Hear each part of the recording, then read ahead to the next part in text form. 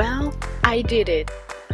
I trimmed some of the top of the peppers, because it's still so not in my instinct to go and cut the top, but I want to see what happens, and gardening is all about that, right?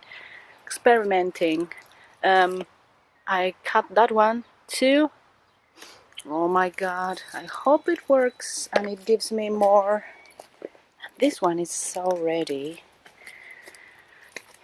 And what gives me confidence is, do you see those,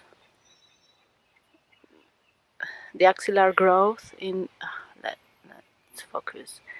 So that means that once I remove the top, these little how do you say in English? Well, they're gonna grow. It's gonna be more branchy. It's gonna give me more stems and hopefully bear more fruit. That's the theory. Let's see how it goes.